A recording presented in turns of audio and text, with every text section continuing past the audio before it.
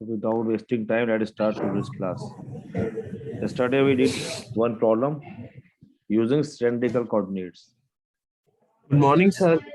Hey, good morning. So we were talking about cylindrical coordinates.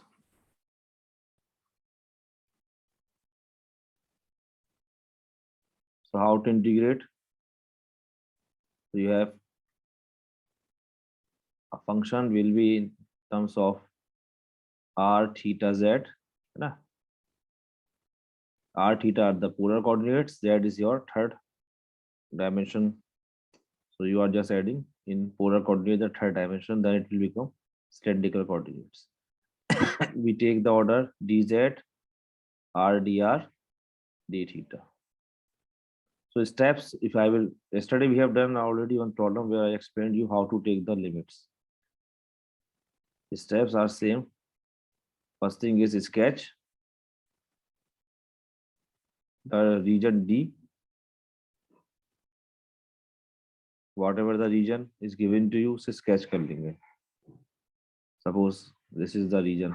You have like this cylindrical type of region.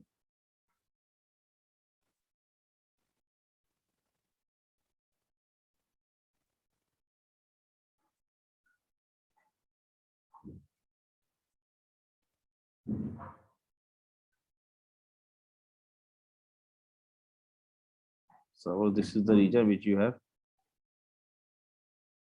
D. This is the D.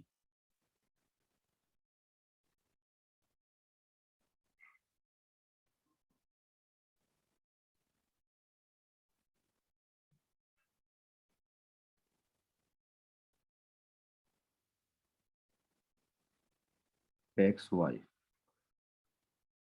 This is origin, this is D. So first thing is what? Sketch. So we will sketch it. Now take the projection. This is your D. Take its projection along taking the projection. Projection, suppose projection I am saying R on XY plane. On XY plane.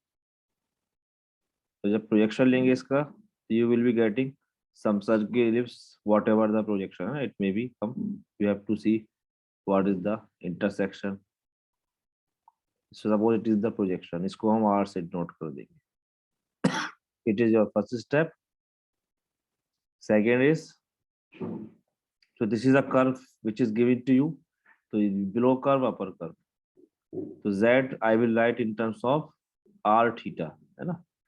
Z in terms of rest of to the coordinates, and similarly it is suppose Z is equal to some G2R comma theta.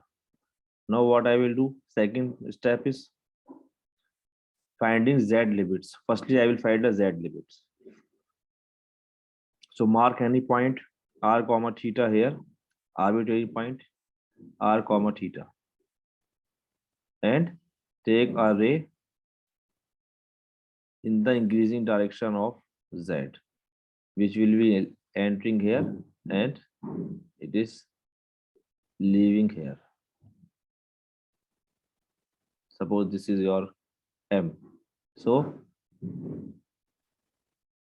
take any arbitrary point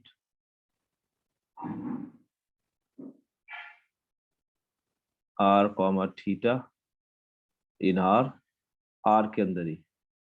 Now draw a vertical ray M in the increasing direction of Z. Increasing direction of Z. Okay. So where Z enters D, ये जो D domain है आपका, that will be the lowest limit. That means lower limit of Z in terms of R theta, of course. In terms of r theta, and where this z leaves the region, z leaves the region D, it is the upper limit of z in terms of r theta. Is it clear? This is your z limit. Now taking r limit. So r limit के लिए what I will do? So this is the region R. Now this is again a curve. So you will write, you will draw from origin a line. R के लिए हमें क्या होता है? R is a radial distance, you know. तो R कैसे measure करते हैं? We take a ray from the origin crossing this r theta, है ना? ये हमने ray draw करी L. So it is entering here in this curve. This is suppose here r is equal to some h1 theta, r को theta के term में लिखेंगे, and here it is leaving, so it is r is equal to h2 theta. So this is the lower limit, this is the upper limit of r. R के लिए क्या करना है? Draw ray from the origin, है ना? Because it's a radial distance. So that is your second step. So second step, sorry, third step, limit of r. So draw a ray L, draw a ray L through r comma theta from the origin. Okay, the ray enters r at r is equal to h1 theta, which is the lower limit of r, lower limit of r, and leaves the region r, projection वाला region है ना, at r is equal to h2 theta. That is your upper limit of r. ठीक. For this limit of theta, तो theta के लिए what I will do? I will see कि ये how many ray, ये ray what it can go. I will see that if I am taking an angle, so how much angle it will make to cover all the region. So if you will see that here the angle it is making from, है ना, x axis of course, है ना, angle हमेशा कहाँ से measure होता है? X axis से. Suppose this is the angle where the region starts and this is the maximum angle, like this. So here this is alpha suppose, and here suppose this is beta. इस बीच में region आपका ये lie कर रहा है. So that will be the limit of theta, and they will be in alpha beta, some point, some angles होंगे. So that is the last step.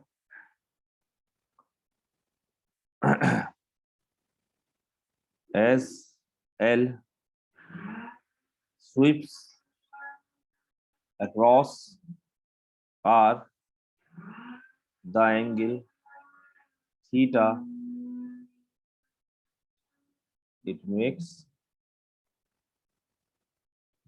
with the positive x-axis,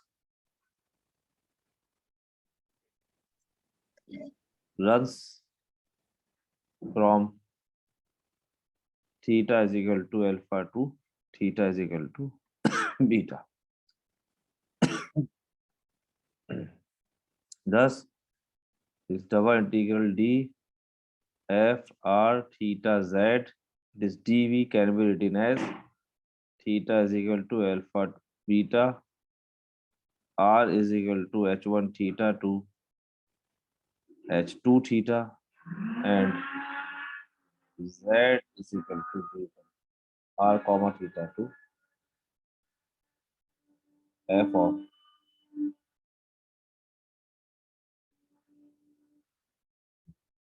Okay, so this is the way how you can find it.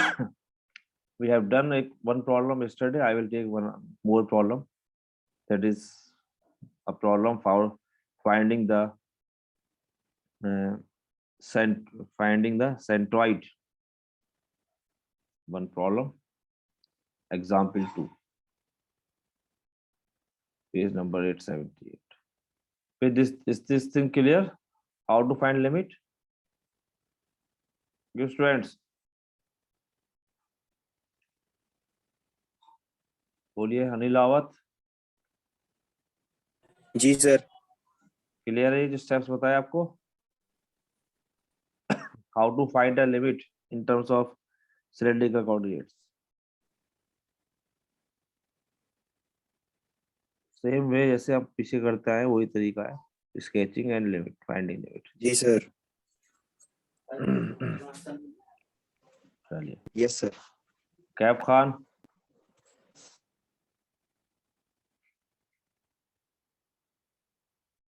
Kaif Khan कहाँ है?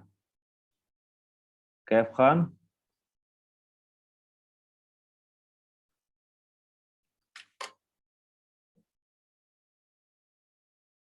जैद आप बताइए. Zaid, Yes, sir. Okay. Clear है ये सब steps, how to find limit? Yes, sir.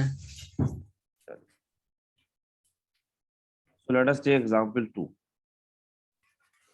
Find a centroid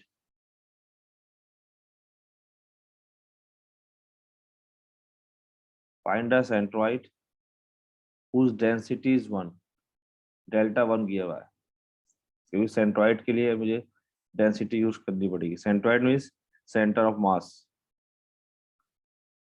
find the centroid of the solid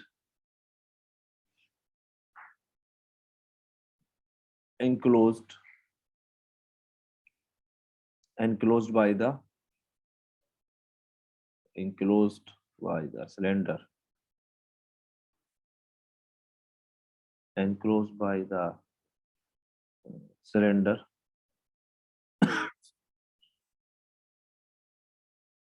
x square plus y square is equal to 4, bounded above by the paraboloid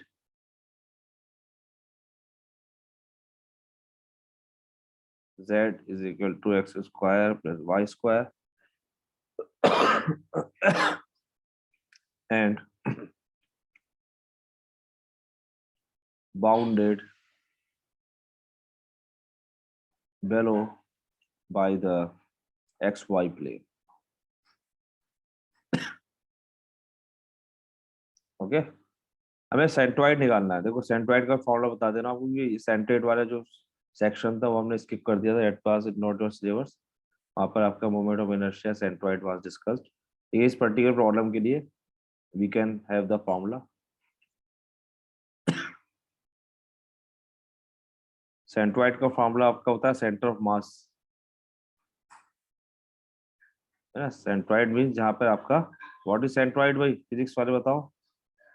sir centroid, जहाँ पे मास पूरा concentrated होता है. हाँ, centre of mass concentrated होता है. If you are weighting some body, तो वो सेंटर ऑफ मास अगर आपका वेट मशीन पे है तो आप पूरा बॉडी वेट कर सकते हैं ना. एग्जाम्पल दिया जाता है ऐसे सरियों का, जो सरिया होता है आपका लंबा, उसे जब आपको वेट करना होगा तो क्या रखते हैं कि सेंटर ऑफ मास जो है आपका, वो आपका अगर उसमें आ जाए तराजू में, तो you can weight your whole सरिया, है ना. आयरन रॉड्स होती हैं, तो सेंटर ऑफ मास वो है जहां पर पूरी बॉडी का मास रहेगा. तो सेंटर ऑफ मास हमें निकालना है इसका, सेंट्रॉइड. इसका फॉर्मूला होता है, तो if you are in 3 dimension, तो x bar, y bar, z bar से अगर मैं डिनोट करूंगा, तो x bar is m y z upon m, y bar is m x z upon m, and z bar is m x y upon m. ये formula होता है where M means mass, है ना. M होता है mass, और M x Y is where M is mass mass का formula आपको मालूम है क्या होता है, वॉल्यूम इनटू डेंसिटी, है ना। Yes sir. हाँ, अब यहाँ पर डेंसिटी 1 है, तो यहाँ पर आपके ऊपर m निकालने के लिए you have to find volume into density 1 है, क्योंकि तो वॉल्यूम हो जाएगा, तो आपको वॉल्यूम निकालना है। वॉल्यूम के लिए मैंने आपको बताया वॉल्यूम क्या होता है, triple integral dx dy dz या triple integral dz r dr d theta, है ना, वॉल्यूम के लिए। थीटा। तो एक तो हमें वॉल्यूम निकालना है, तो वॉल्यूम का फॉर्मूला हो जाएगा, अगर आप सिलेंडर में रखेंगे तो triple integral dz r dr d theta, क्योंकि डेंसिटी 1 गिवन है, और ये एम वाई जेड जो होता है ये m x y, it is called m x Y is how much, it will be triple integral z delta dv, है ना, delta density. M x y है तो z, m y z, m x z लेंगे तो y dot this, और m y z लेंगे तो x dot, है ना, इस तरीके से। यहाँ पर डेल्टा भी 1 है, तो it will be triple integral z dv, है ना, ये फॉर्मूला होता है। This is the formula for this mxy and m. Mxy is called first movement. It is called first movement.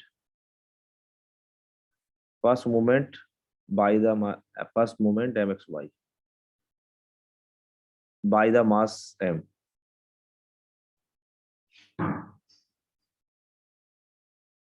इससे डिवाइड करेंगे तो आपको सेंट्रॉइड देगा। तो यहाँ पे मैंने mxy इसलिए लिखा है क्योंकि आपके आई विल सी, अभी प्लॉट करेंगे फिगर तो यू विल सी के your centroid will be coming on the z axis. तो z एक्सिस पे जब आएगा तो क्या होगा, x and y will be 0, तो सिर्फ z ही निकालना होगा हमें, ठीक है। पहले प्लॉट करते हैं इस फिगर को। तो this is a formula which I will be using, let us plot it. So what is saying, find the centre of the solid enclosed by the cylinder. देखो ये सिलेंडर है, सिलेंडर है या सर्किल है ये, sir cylinder. ये तो circle equation है, सर्किल सर की 3D में इक्वेशन सिलेंडर हो जाएगा। है?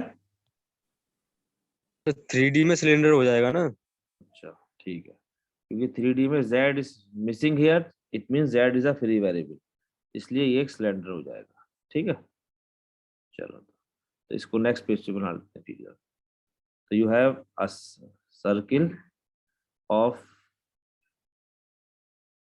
center is 0 0, radius is 2, but z is a free variable, तो इसलिए ये आपका एक सिलेंडर बन गया, ठीक है। ये हमने एक सिलेंडर बनाया, ऐसे सीधी लाइन आएगी ये ऊपर इस तरीके से। चलिए हियर इट इज योर, इसको अगर आप प्लॉट कर ले, इसे मैं आगे बढ़ा देता हूँ ऐसे ही, ये एक्स एक्सिस हो गई एंड दिस इज, ये ट्रिप पीछे जाएगा, ये ओरिजिन है, दिस इज योर वाई,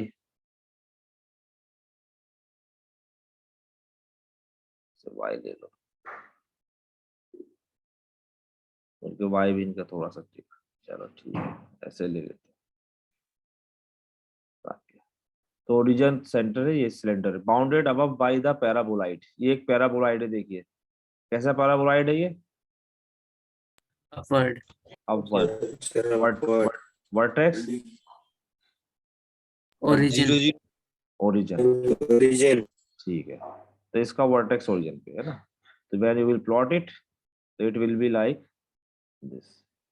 इसे अगर हम प्लॉट करेंगे तो ये ओरिजिन से इस तरीके से उठेगा और इसके सिलेंडर के अलॉन्ग यूं जा रहा होगा ऊपर, ऐसे यहाँ से it will be going like this, ठीक है। ये एक आपका अपवर्ड पैराबोला हो गया, बाउंडेड बिलो बाय लिखा हुआ है this, and bounded above by this, and bounded below by the x y plane. Below by the x y plane का मतलब हम यहीं इसी प्लेन पे रहेंगे, एक्स वाई प्लेन पर, है ना, ये फिगर आपकी पूरी एक्स वाई प्लेन पर आ रही है, तो यहाँ से ये बिलो बाउंडेड है इस तरीके से, ऊपर से अगर आप देखेंगे तो it will be looking like this, ठीक। ये पूरी फिगर आ गई, ये सब सॉलिड होगा यहाँ बीच पे, है ना, ये समझ में आ गई फिगर कैसी हो गई है, you can visualise.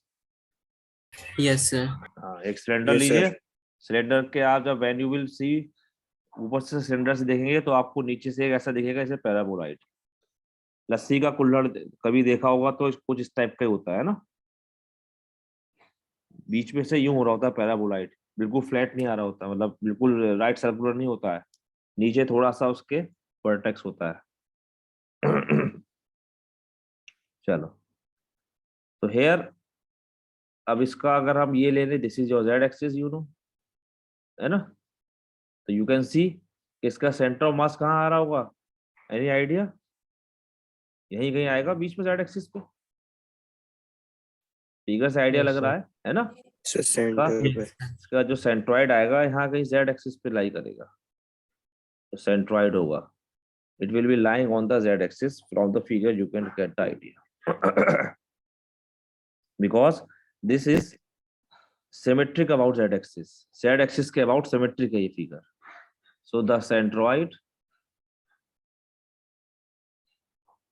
lies on the z axis, okay, whose coordinates is 0 0 z bar, इसलिए मैंने वो z bar लिया था, z bar ऑलरेडी मेरे पास मालूम। चलो, तो what the things I have to calculate, I have to calculate m and mxy, volume and first moment, तो mxy निकाल लेते हैं पहले, and you know because it's a cylindrical form में दिया हुआ है, तो I will prefer cylindrical coordinates. तो सिलेंड्रिकल कोऑर्डिनेट्स के you know you will have to take the projection, तो प्रोजेक्शन तो इसकी ऑलरेडी आपको दिख रही है, what is the projection of this, circle. ये आ गई, तो ये प्रोजेक्शन हो गए आपके, you know, and now here I will take any arbitrary point, मैंने एक arbitrary point r comma theta ले लिया हियर, तो you have to write the curves in terms of theta, so the ray will be entering here and you will take in the increasing direction, so it is our ray m है ये, so it is leaving here, so I have to write the equations of these curves or surfaces in terms of r theta। तो ये तो आपके पास xy plane है, xy plane में what is the limit of z, I am finding mxy,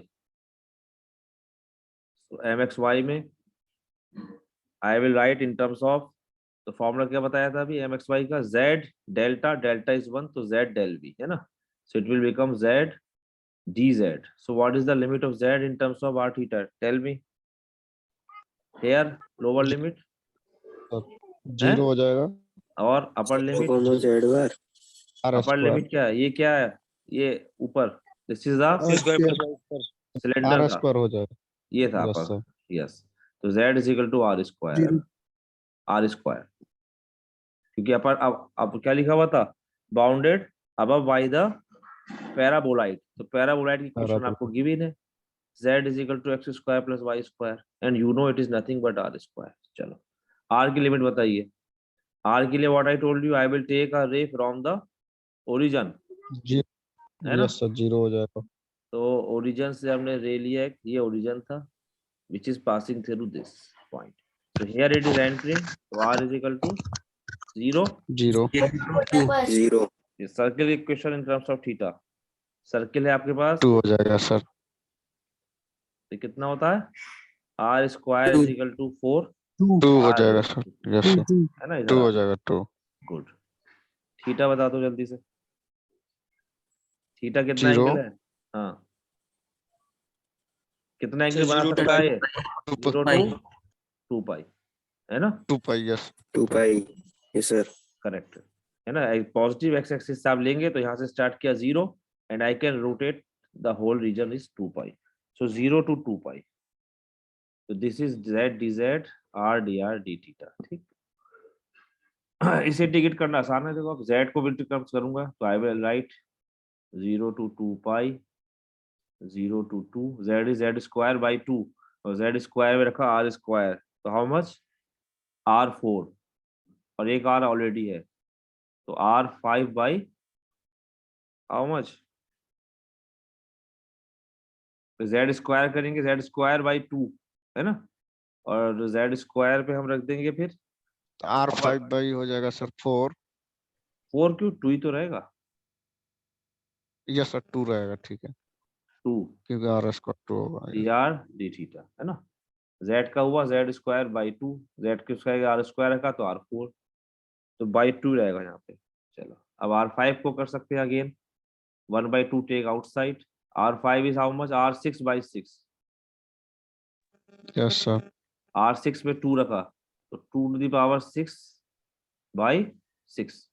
है ना, 6 d theta. इसको ही बाहर ले लिए 6/12, तो इट इज 26 कितना होता है, तो 4 2 8 2 16 64 64 64 यस सर। By 12 2 theta. इसका integration theta, theta is 2 pi, 2 you pi got, हो जाएगा। तो 64/12 into 2 pi, how much it is coming, 2 6 12, yes 32 32 pi upon 3, ठीक है, सर। Yes 32 pi। ये तो mx y आ गया। अब m के लिए क्या करना है, बस z हटा दो। देखो इसी कैलकुलेशन में फॉर m, तो m क्या बताया था मैंने, volume into density, but density already given है कि मटेरियल की 1 है, तो इट हैज ओनली वॉल्यूम, तो volume will be simple, triple integral, limit तो सेम ही रहेगी, 0 to r square, 0 to 2, 0 to 2 पाई, बस यहाँ z के प्लेस पे हो जाएगा dz r dr d theta, है ना। अब in the same way you will, अब यहाँ पे z आ जाएगा, यहाँ पर सिर्फ dz का इंटीग्रेशन z में अपन लिमिट रखी r स्क्वायर, एक r ऑलरेडी है तो r क्यूब का हो गया r4/2, r4 में आपने 2 रखा तो 2 4/2 मीन्स 2 क्यूब 8 हो गया, है ना, और फिर उसको किया थीटा तो 2 पाई, तो कितना आ जाएगा 2, ये आपका 8 पाई आ जाएगा सर। 8 पाई आ जाएगा, 8 पाई। यस है ना, निकाल सकते हो 2 मिनट में। सो इट मीन्स, नेक्स्ट पे, सो z bar is mxy upon m, so 32 pi by 3 upon 8 pi, 8 pi से पाई गया, कितना आ गया ये 4/3 हो गया क्या, 4/3 4/3, so centroid is, या center of mass, so centroid is 0 0 4/3, ठीक है। In this way you can find the center of mass. So it is the application of triple integral. You can see if some body is given to you and you want to find center of mass, you can find by using this. Next concept we have, mic mute karo bhai.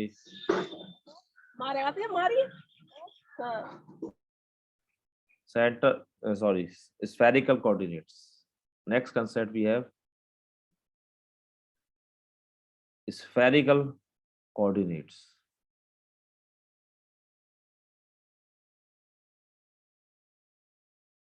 So spherical coordinates, you can locate the points in space, है ना। अगर space पे आप जा रहे हैं जैसे, तो space you know it is there, spherical coordinates works better. Spherical coordinates में क्या होगा, here you will be having, you can write this, they locate points in space,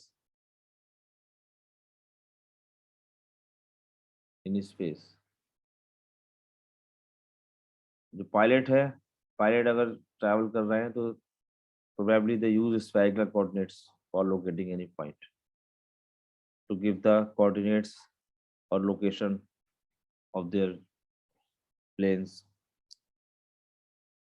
So they locate points in space, and here you have 2 angles and 1 distance, with 2 angles and 1 distance. अभी तक जितना भी हमने देखा उसमें एक ही angle होता था मैक्सिमम, है ना।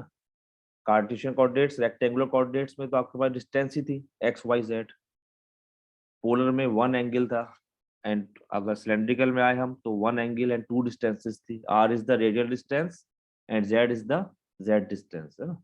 स्फेरिकल कोऑर्डिनेट्स में 2 एंगल्स होंगे एंड 1 डिस्टेंस होगी, ठीक है। कैसे होगा देखिए, तो it will look like,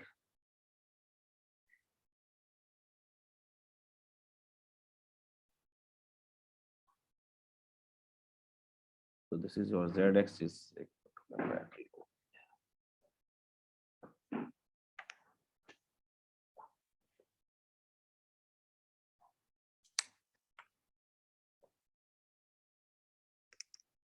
So z axis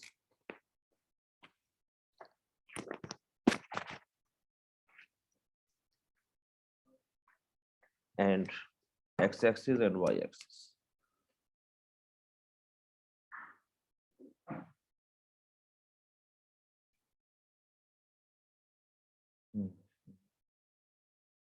And here you can take, now how I will take this, one angle will be same, which is your polar angle. One angle is polar angle theta from positive x-axis. One angle I will be taking from positive z-axis. So if you have some point here P, suppose it is a point P. So this point P actually will be what, if I will write a coordinate in the space, ये point space पे कहीं है, so the coordinate I will be writing rho, comma, phi, comma, theta in this order. So here phi is the angle which this line will be making with positive z-axis. This is your phi, okay? And rho is the distance from origin to this. This is the distance rho, है ना? R नहीं लिखा मैंने, R distance होती है आपकी polar form में. Here rho is the distance from P to origin. Phi is the angle with positive z-axis and theta is the angle with positive x-axis. These are the measures. अब आप देख सकते हैं किस तरीके से मूव कर रहा हुआ है ना, फाई भी मूव कर रहा है और थीटा भी मूव कर रहा है. अगर आप इसको मूविंग फॉर्म में विजुअलाइज करना चाहें तो कैसा होगा, like this also moving and this is also moving. लेकिन फाई पर एक रेस्ट्रिक्शन है कि phi will be lying only 0 to pi and rho जो है आपके पास, rho this is distance from the origin and this rho is never negative. Rho negative नहीं होगा, आप देख सकते हैं क्योंकि 0 to पाई है तो ये हमेशा पॉजिटिव डिस्टेंस लेनी है रो. आर आपकी नेगेटिव हो जाती थी है ना. तो hair spherical coordinates, if I will write rho phi theta, so here rho is the distance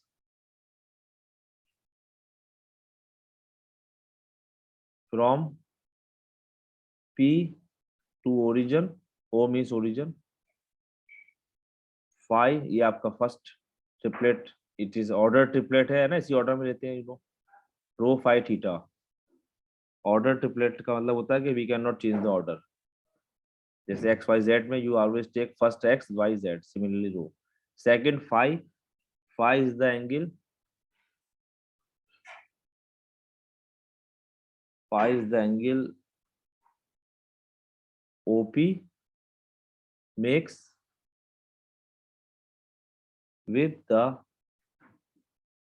the positive z axis. ठीक है, and this will be lying always 0 to pi. 0 to pi रहेगा ये. Third is theta. Theta is the angle from cylindrical coordinates. cylindrical coordinates में जो था, cylindrical coordinates में क्या था, जो पोलर वाला था, यानी कि it is the polar angle. तो थीटा आपका वही रहेगा same, will be 0 to 2 pi. ठीक. So it is a distance. So rho is never negative, unlike r rho is never negative, है ना. अनलाइक आर लिखा है मैंने, अनलाइक मतलब आर की तरह नहीं है. आर तो नेगेटिव था, आर में हम लिमिट लेते थे, आपको याद हो, r is equal to plus root two cos theta to minus root two cos theta ले लिया करते थे ना, आर को माइनस लिया, बट रो हमेशा पॉजिटिव होगा. तो एक्चुअली रो एंगल क्या है आपका, it is making with the positive Z axis. अगर मैं नीचे जेड बढ़ा तो आपके पास इससे जो एंगल इस साइड में आ रहा है पूरा right, this is your 0 to पाई, है ना, not behind this. So this is the spherical coordinates. Okay, equations आप लिख सकते हैं. अगर स्फेरिकल और कार्टेशियन में रिलेशन निकालना चाहे तो you can find the relation also.